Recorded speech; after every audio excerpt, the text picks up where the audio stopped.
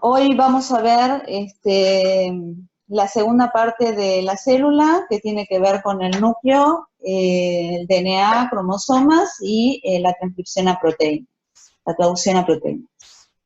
Bueno, vamos a tratar tres temas principales. El primero va a ser el ciclo celular.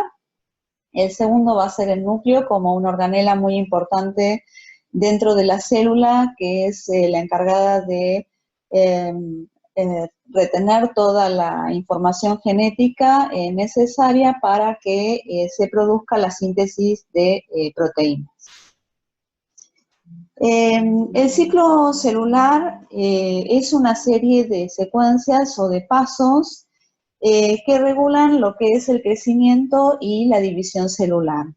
Entonces, presenta dos fases principales, una es la interfase y la otra es la división celular. La interfase se subdivide a su vez en otras tres fases, la G1, la S y la G2. La fase G1 se caracteriza porque tiene un alto metabolismo, un elevado metabolismo, hay mucha síntesis de proteínas, también hay un aumento en el número de mitocondrias, que están relacionadas principalmente, por eso, con este aumento de metabolismo, también aumento en el número de ribosomas, y comienzan a duplicarse los centríolos, que son unas estructuras que van a estar involucradas en la división mitótica. La siguiente etapa es la S, que se caracteriza por un aumento en la síntesis de proteínas que están asociadas al DNA, ¿sí?, que son las histonas, y otras proteínas asociadas a ese DNA, que no son histonas, y lo principal de esta etapa es la duplicación del ADN.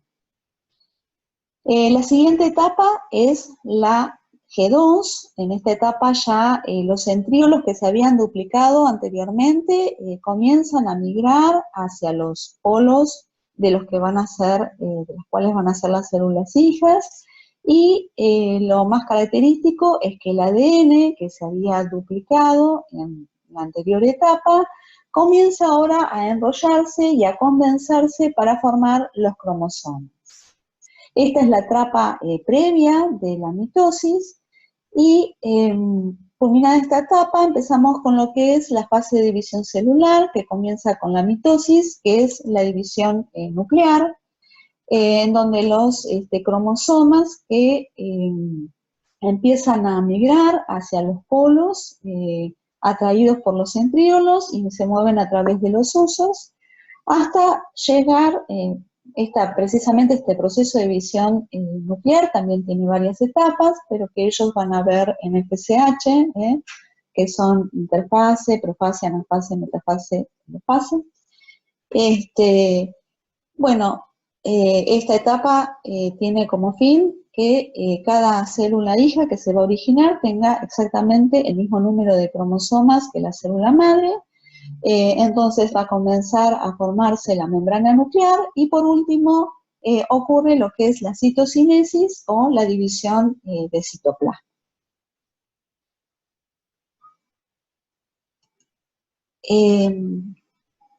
Bueno, ese ciclo celular que acabamos de describir está finamente regulado.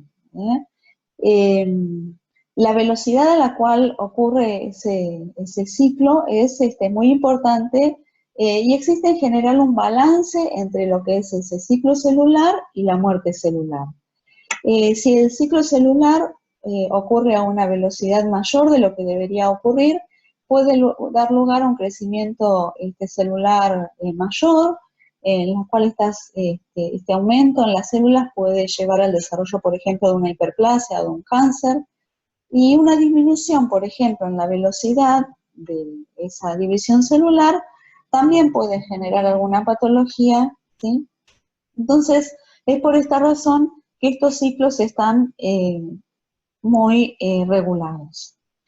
En general existe, como dije, un balance entre lo que es la división celular y la muerte celular. La muerte celular ocurre por dos procesos principalmente. Uno es la apoptosis y el otro es la necrosis. La apoptosis tiene lugar cuando un grupo de células empiezan a separarse un poco del resto de las células del tejido, desaparecen las uniones que tenían intercelulares con las células adyacentes y comienza a haber una degeneración de estas células y las membranas plasmáticas comienzan a degradarse, a alisarse, y se forman como unas pequeñas vesículas que son los cuerpos apoptóticos. Y estos cuerpos apoptóticos posteriormente van a ser absorbidos o absorbidos o fagocitados por determinadas células que están involucradas en procesos inmunitarios, como por ejemplo los macrófagos, o en funciones de defensa. El otro proceso que está involucrado en la muerte celular es la necrosis. La necrosis ocurre cuando hay un aumento en el tamaño de la célula y empieza también a perder la estructura original, la membrana celular se empieza a disgregar, hay lisis nuclear, hay lisis celular, y esto, bueno, provoca entonces la muerte de las células, se van a originar una serie de fragmentos, y fragmentos celulares, y esto lleva a la inflamación y a la tumefacción.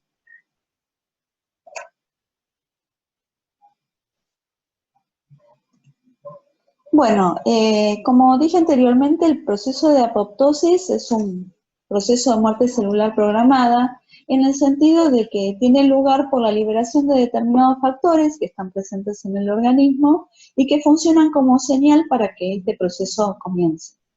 Y en procesos de apoptosis podemos ver, por ejemplo, durante el desarrollo fetal, por ejemplo, cuando desaparecen las membranas interdigitales que están en los dedos de los fetos. Pero también es importante, por ejemplo, cuando hay remodelación de tejidos, ¿sí? Lo cual es muy importante para el crecimiento.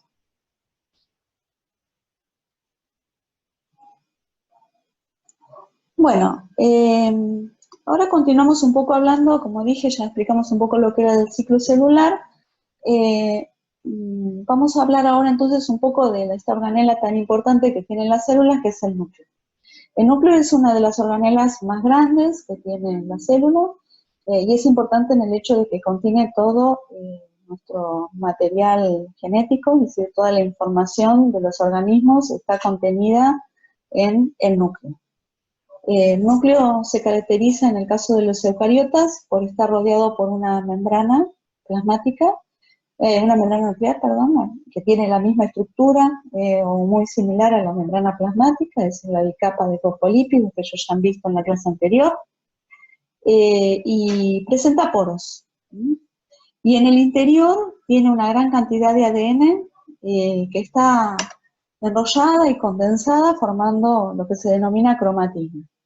Esa cromatina, de acuerdo al grado de condensación que tiene, puede ser una cromatina más laxa, que se ve como más clarita, como se ve acá en la figura, en la foto, y se llama entonces eucromatina. O puede estar más condensada, entonces se ve más oscura, y entonces se la denomina heterocromatina. Ya vamos a ver más adelante bien las diferencias entre estos dos tipos de cromatina. Y también es característico dentro del núcleo encontrar un nucleolo. Este nucleolo también está rodeado por una membrana, muy semejante a la membrana nuclear, y la característica es que contiene toda la información para la síntesis de ARN de transferencia.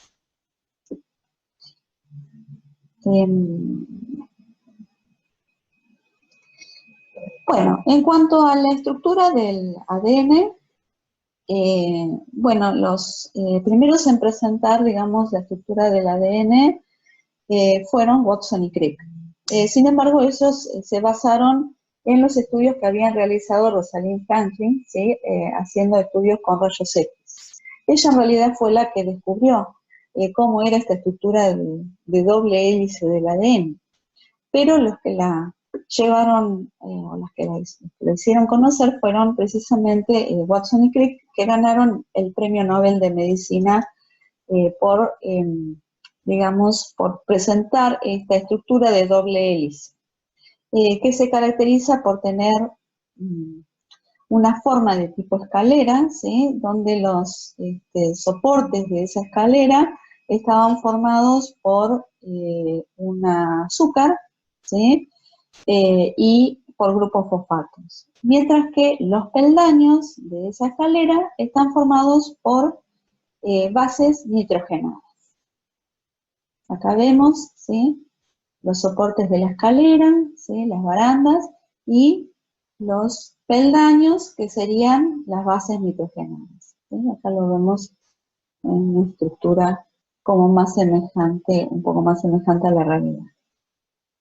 Bueno, entonces, los nucleótidos, ¿sí? Están formados por una base nitrogenada, en este caso la adenina, por un azúcar de 5 carbonos y por un grupo fosfato.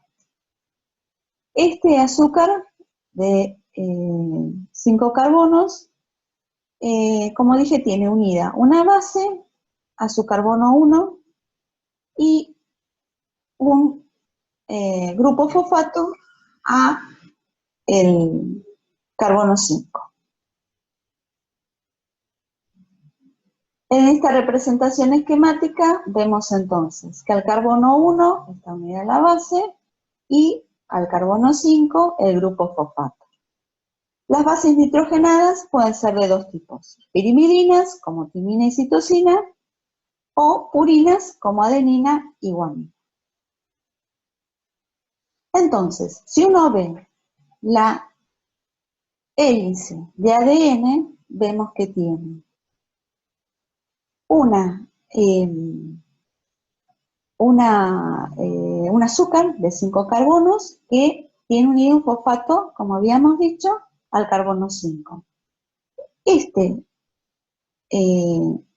brazo 5, carbono 5, se va a unir al carbono 3 del nucleótido siguiente. Y de esta manera se van asociando, ¿sí?, distintos nucleósidos para formar la cadena lineal de ADN. Entonces tenemos una cadena lineal que va desde 3' a 5'.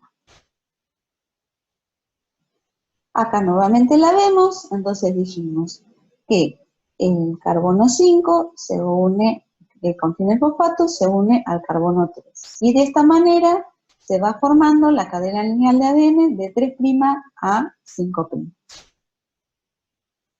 Ahora, como dijimos, es una doble hélice. ¿Cómo se forma esa doble hélice? Porque se van a asociar y relacionar bases purínicas con pirimidínicas. Y de esta manera se forma una doble hélice. Tenemos entonces una hélice que va de 3' de 5' y una antiparalela que está de 5' a 3', y que se forma por la unión de dos bases, por la unión a través de puentes de hidrógeno, que son uniones muy fuertes. Se pueden dar, como se ve acá, un doble enlace o un triple enlace. Y la forma en la cual se relacionan o se asocian estas bases purínicas y pirimidínicas es siguiendo esta regla mnemotécnica. Adenina se une a timina, Aníbal Troilo, y citosina se une a guanina, Carlos Gardner. Entonces, de esta manera vemos nuevamente que tenemos una hebra que va de 3' a 5', otra que va de 5' a 3', que se unen las bases siguiendo esta regla adenina, timina, citosina, guanina, y esta unión se produce a través de uniones fuertes de puentes de hidrógeno. Y acá vemos además que de formarse estas uniones se produce un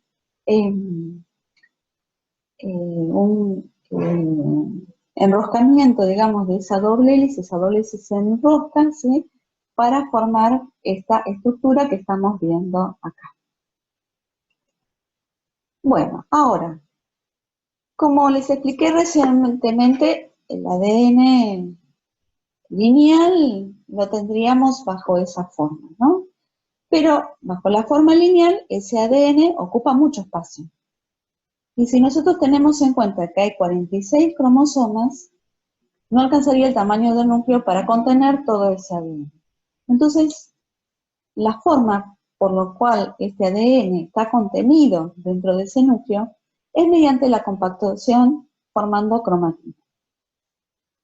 Entonces, esta hélice lineal lo que hace es enrollarse sobre unas proteínas. Estas proteínas son las histonas. Las histonas se unen formando octámeros. Y la hélice de ADN hace un doble enrollamiento sobre ese octámero. De esta manera ya disminuye el tamaño de ese ADN. Pero a su vez, estas estructuras de histonas con ADN que se llaman nucleosomas, se van a unir a otros nucleosomas a través de una hebra muy delgada de ADN y muy cortita, de 2 nanómetros. Todos los nucleosomas unidos en esta forma lineal van a enroscarse nuevamente. ¿Para qué? Para formar hebras de cromatina. A su vez, esta cromatina se va, ya más compactada, se va a unir a determinadas proteínas, ¿sí? Otras proteínas que están presentes en el núcleo, y van a formar unas especies de bucles, ¿sí? Que permite aún más su compactamiento. Entonces, vamos a tener, de acuerdo al grado de compactación, eucromatina, cuando la compactación no es muy fuerte, es más leve, ¿sí? Y entonces cuando uno ve en el microscopio la ve como más clarita, esa cromatina, o puede estar fuertemente compactada formando heterocromatina. Y es esta heterocromatina la que observamos formando los cromosomas, ¿sí? De esta manera se reduce casi 40 veces lo que sería el tamaño del ADN lineal a un ADN compactado formando cromatina.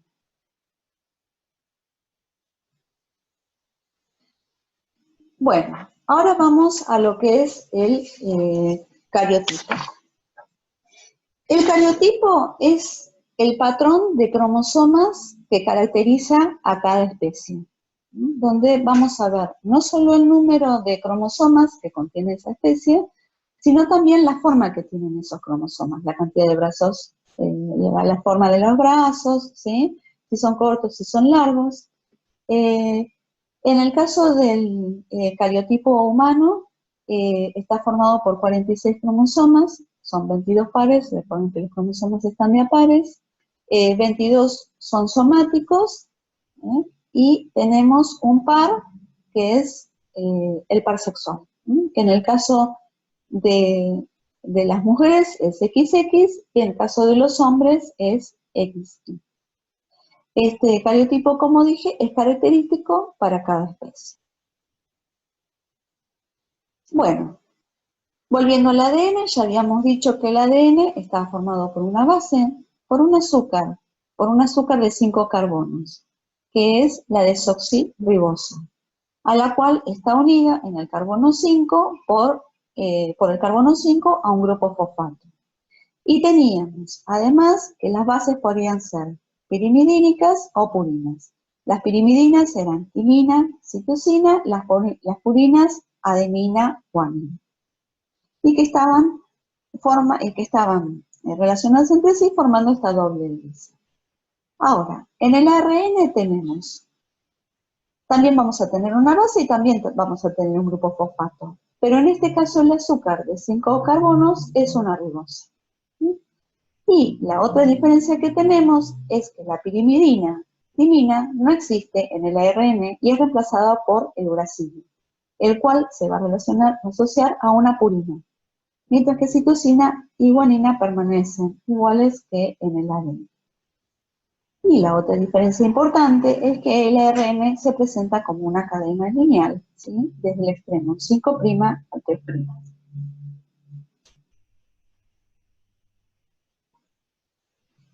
Bueno, ¿qué dice el dogma de la genética molecular? Bueno, el dogma de la genética molecular dice que el DNA ¿sí? Es el que contiene toda la información genética de los organismos y que tiene capacidad de replicarse, ¿sí? De manera de dar esta información a todas las células hijas. Pero a su vez este DNA es capaz de ser transcripto, ¿sí?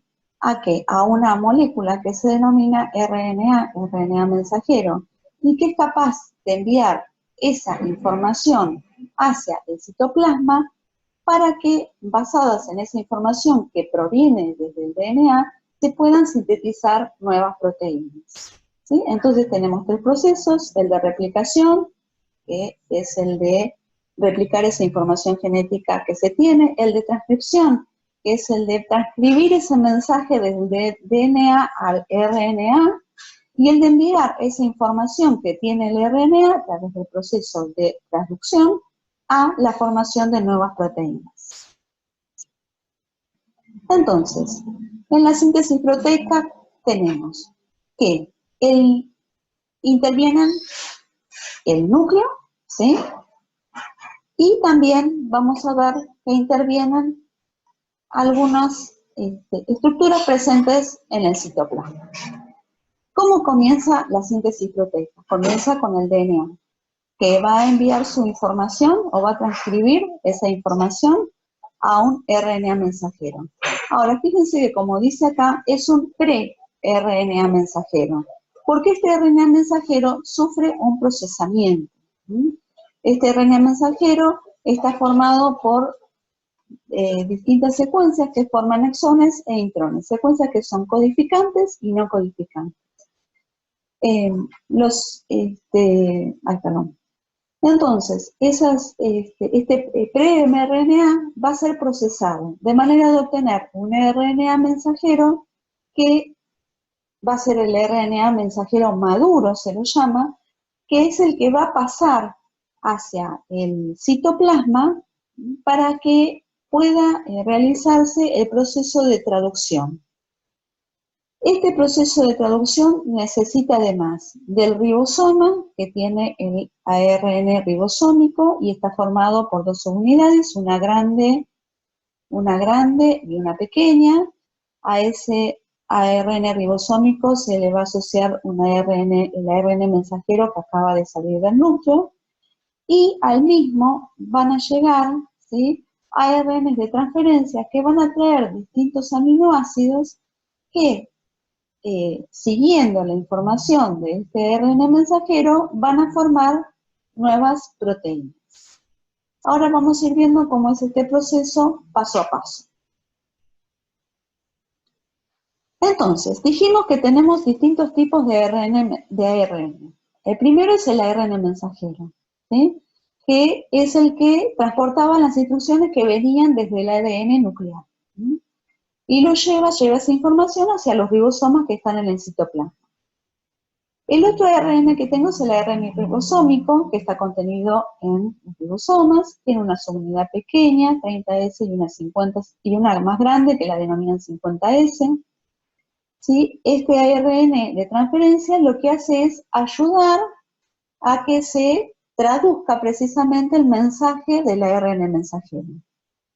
Y después tenemos un ARN de transferencia que, si se fijan, tiene la forma de un trébol de 4 hojas, que en uno de sus extremos va a tener unido un aminoácido, y en el otro extremo opuesto va a tener una secuencia, ¿sí?, que se llama de anticodones, formado por 3 tripletes, que se asocian específicamente al triplete de codón de información que tiene el ARN mensajero, y que es necesario precisamente para que se produzca el apareamiento de las bases de ARN mensajero, ¿sí?, con los aminoácidos que son transportados por este ARN de transferencia para que se produzca la síntesis de proteína.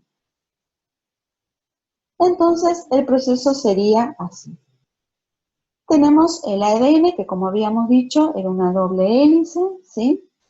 Bueno, esta hélice, estas doble hélices se separan, y por acción de una RNA polimerasa comienza a formarse el ARN mensajero.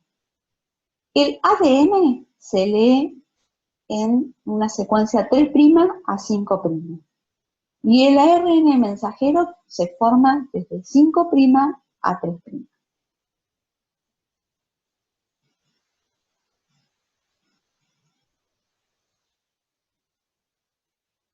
Como dije anteriormente, el RNA mensajero, que se forma por este proceso de transcripción que vimos anteriormente por acción de la RNA polimerasa, que forma un pre-mRNA mensajero desde 5' a 3', es un RNA mensajero inmaduro.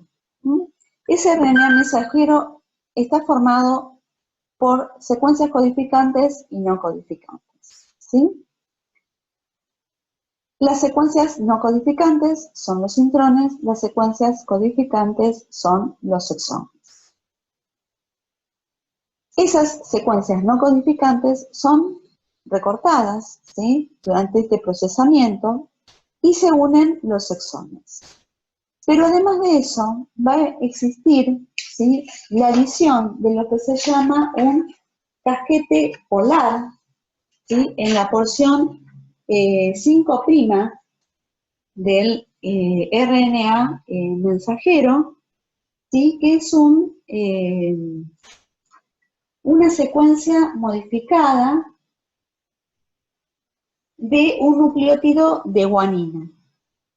Mientras que en el extremo 3' se va a adicionar una cola que se la denomina poli A porque tiene una gran cantidad o una serie de secuencias de adenina, ¿sí? La poliadenilación se dice de la cadena de ARN mensajero. Entonces, con la unión de este casquete, con la poliadenilación del extremo 3', más con la unión de los exones y la remoción de los intrones, se forma el ARN mensajero maduro. Y es este ARN mensajero maduro el que va a pasar a través de los poros de la membrana nuclear hacia el citoplasma. El código genético. Cuando mencionamos código genético estamos diciendo cuáles son las secuencias de RNA mensajero que codifican para un determinado aminoácido.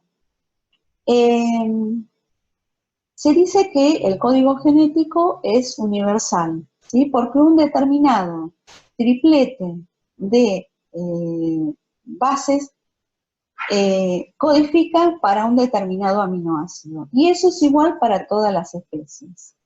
Pero también se dice que este código genético es degenerado. ¿Por qué? Porque existen más de un triplete que puede codificar para un aminoácido. Entonces, en total vamos a tener 64 tripletes que van a codificar para los 20 aminoácidos que existen.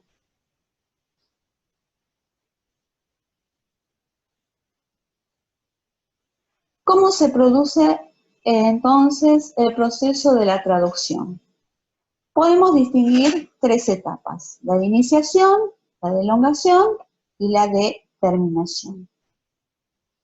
Bueno, el proceso de iniciación tiene lugar porque, como dijimos hoy, el ARN mensajero se va a relacionar con las subunidades de los ribosomas, ¿no? Se va a relacionar principalmente con la subunidad pequeña del ribosoma. Esa ribosoma va a llegar un ARN de transferencia que contiene un ARN de transferencia metionina modificado, ¿sí?, que se va a unir a una parte de ese ribosoma. Este ribosoma tiene 2 partes, ¿sí?, o 2 sitios, uno que se llama P y otro que se llama A. Este ribosoma de transferencia metionina modificado se va a unir al sitio P, directamente al sitio P, ¿ven?, que es este que está acá. Una vez que se ha unido a ese sitio P, va a venir otro ARN de transferencia, ¿sí? Esto ya sería el proceso de iniciación, la unión, digamos, de ese RNA de transferencia metionina modificada. Luego viene el proceso de elongación, donde un nuevo RNA de transferencia, ¿sí? Se va a unir siguiendo la secuencia codón-anticodón del ARN mensajero, ¿sí? Se va a unir a la subunidad ribosómica, pero esta vez se une en el sitio A. Una vez que se ha unido al sitio A, la metionina con el nuevo aminoácido va a formar un enlace peptídico. Una vez que el enlace peptídico se ha formado, este ARN de transferencia que estaba en el sitio A va a pasar al sitio P. ¿Sí? Se desplaza del sitio A al sitio P.